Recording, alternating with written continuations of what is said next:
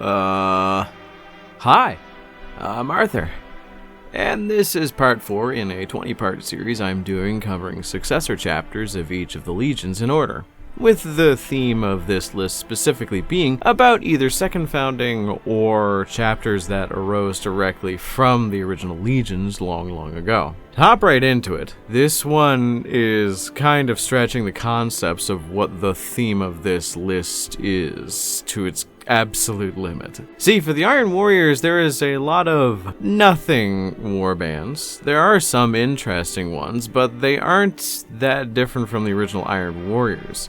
I could cover the Chaos Warbands of the original Iron Warriors and see how they are doing, but I feel I have a bit more sauce in my tube than that. So what to do? Well, there is a fan favorite character that was a loyalist Iron Warrior, Barabbas D'Antioch. He was probably one of the biggest Space Marine heroes in the entirety of the Horus Heresy, saving thousands, if not hundreds of thousands of lives and fucking over several traitor Primarchs in the process. His crowning achievement was when he overloaded a machine simply referred to as the Pharaoh's device. The device was a millions of years old piece of tech that may or may not have been Necron devised, and through his usage of it, as well as his overloading of it, it not only helped the loyalist forces, but it also absolutely fucked over every single traitor trying to get their hands on it. The aftermath of that overloading process inevitably caused his death, dying in the hands of his best friend and battle brother Alexis Pollux, who was a member of the Imperial Fists. He was commemorated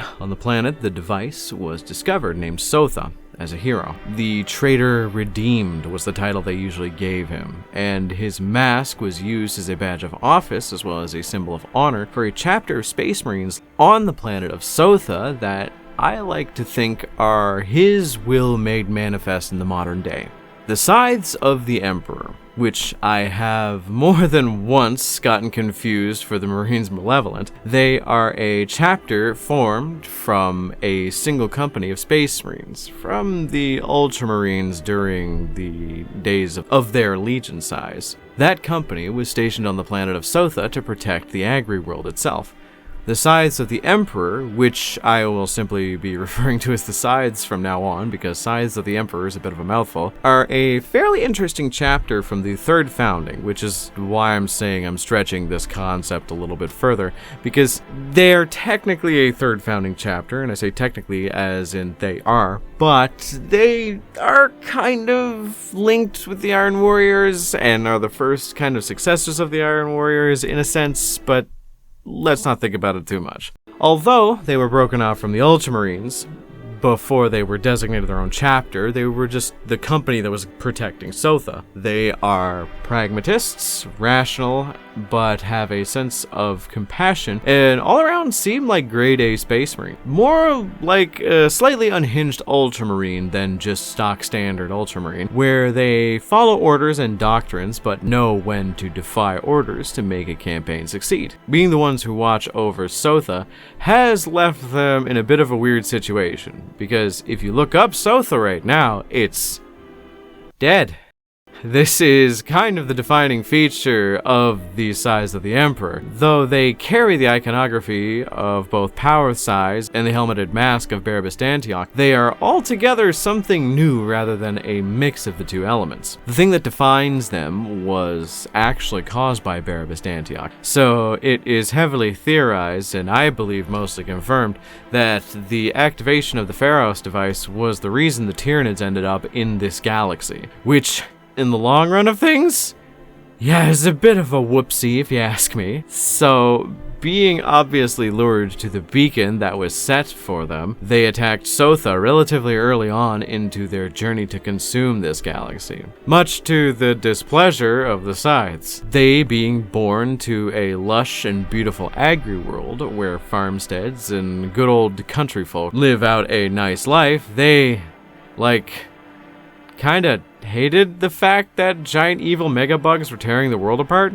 Much like every other Space Marine would, they fought tooth and nail in order to save their world, which, if you read many of their books, you realize they totally fucking didn't. They ended up losing Sotha and about 90% at minimum of their chapter to the bugs, which may have left a teensy bit of a mental scar for them to especially hate Tyranids, in that kinda super xenophobic way that Space Marines can hate things. It has led to a pretty successful career for some who went into the services of the Death Watch, though, so there is that. Stoic, pragmatic, and also resigned to their fate, with Sotha gone, they are down to barely any firstborn Marines. But with the arrival of Belisarius Call, they are receiving new recruits of the Primaris gene stock to reinforce their devastated ranks. This has left them with a very interesting mindset.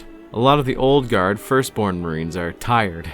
They fought, they lost, and they bear the shame of them knowing that they didn't die with the other brothers they had. They have a very mixed opinion on the new Primaris Marines. On one end, they are happy someone else will take up the flag to murder as many space bugs as possible, and that their chapter will live on because they are just tired of it. But they also, on the upper echelons of the chapter, express a degree of grief simply due to the fact that they are just getting replaced.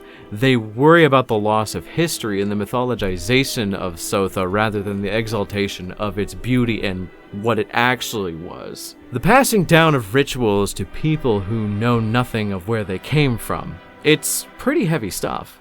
And I think it does bring into question yet another example of how Primaris Marines shake up the setting and give it a new perspective to see how people react to things.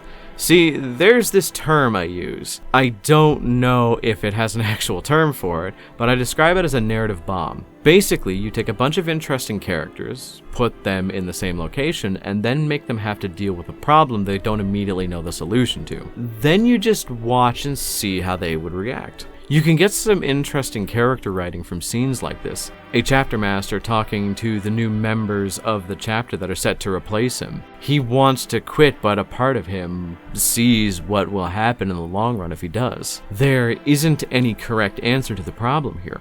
It's just a matter of what he would prefer, which I think is cool. It is a bit of a morally gray situation with a scarred veteran who has seen far too much to be the same he ever was. The Scythes of the Emperor, being a sort of honorary chapter dedicated to one of the Imperium's greatest heroes, is not actually an unseen precedent. More recently, you have the Soul Drinkers, who had sacrificed themselves to stop the spread of Chaos Taint in their chapter, getting an honorary chapter of their own from the gene stock of the Imperial Fists, during the Ultima founding, of course. You also have the Mentor Legion, to a lesser degree, coming from the gene stock of Guilliman, which were made to fill the spot of the Star Scorpions, that had turned into a traitor warband known as the Pure. Thus, the Mentors carry the same chapter number and the same colors as the Scorpions, essentially trying to wipe the Scorpions out from the record and replace them so that no one can remember their shame. The idea of honorary chapters is something I think could be very expanded upon. And the Scythes of the Emperor are a classic chapter that have a very fun set of one-off characters. Listen to the Scythes of the Emperor Daedalus audiobook. There's one crazy fucker who suicide charges a Harridan with his jump pack and a chainsword and nothing else. Dog, my pronouns are he, they, because I will never be him. But what do you think of the Scythes of the Emperor and the idea of honorary chapters as a whole? They are uncommon, but they are interesting nonetheless. Let me know in the comments down below. And also remember to like and subscribe, as it does help out the channel substantially. Lastly, I want to thank my channel members for keeping me fed for yet another month. And if you want to see my content early or even see exclusive content, then become a channel member today. Before I go, I just want to say, remember to never confuse this Bumblebee Marine with this Bumblebee Marine. Failure to do so will end poorly.